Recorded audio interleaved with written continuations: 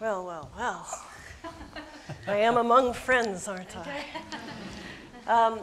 I would say it's too simplistic an argument. You know, there are good people, there are bad people, there are good companies, there are bad companies.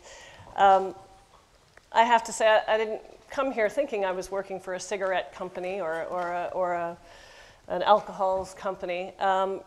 Rather, I come to say that companies are going to exist.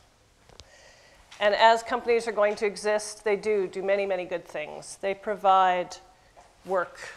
They provide economies. I'm actually going to not be very controversial at all and actually agree with almost all of the speakers previously, which is to say that the only way you're really going to help the poor is by job creation, is by helping stimulate economies, market economies. And all of these things are some of the things that are at the very heart of Unilever. When we look at Lord Lever, who started Unilever in Victorian English times, you know, his motto was how to lighten the workload of women, specifically through the creation of Sunlight soap. Now, many of you from this country will know Sunlight and Port Sunlight as being a model village where he actually thought he could grow a better business by providing better conditions for his workers.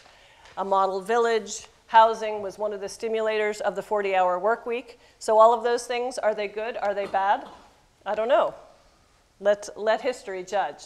But all I will say is that working with companies is going to be one of the only ways that I see that we can stimulate the economies, help job creation. Some of the ways that Unilever has done it that many of you, my panel members, will know will be through programs like the Shakti program that we have in India, where we have 45,000 female entrepreneurs that rely on Unilever as an income provider for rural distribution, okay? By providing free financing, women are allowed to sell these sachets of soap that they then, I'm sorry to contradict you here, women spend all of their money on, most of their money, 80% of their money reinvested in their families for the very basics of nutrition.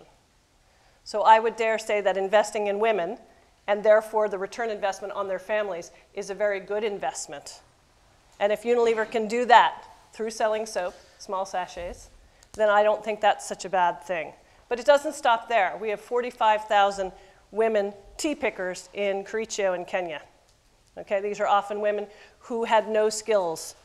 And in order to create a safe environment, often these were women who were left without husbands, they had children, again, created a model village and hospitals, schools, et cetera, all for these women so that they could live and prosper in a safe working environment. I don't purport to say, great example about Fair and Lovely and Dove.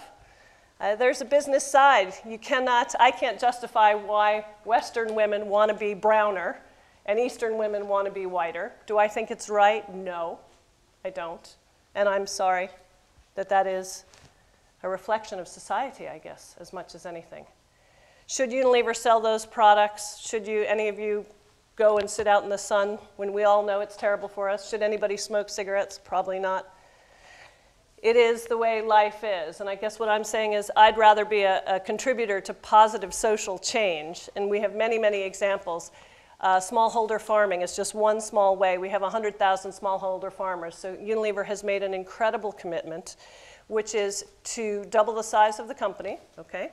We're in business, after all, while reducing our environmental impact, having our environmental impact. The way we're going to do that in a very public way, last week, we committed our first year in a progress report on how we're doing. We're going to help 1 billion people improve their lives. How are we going to do that? Smallholder farming. How we're going to do it? Shakti programs. We're also going to make sure that 100% of all of our products are sustainably sourced. How are we going to do that? By making sure we pay a fair price for tea. So these are just some of the examples of business can be a net contributor to society, but not to say that we're flawless and that we don't have some things that we can do better, but I'd rather be a force of positive change. Okay, thanks so much.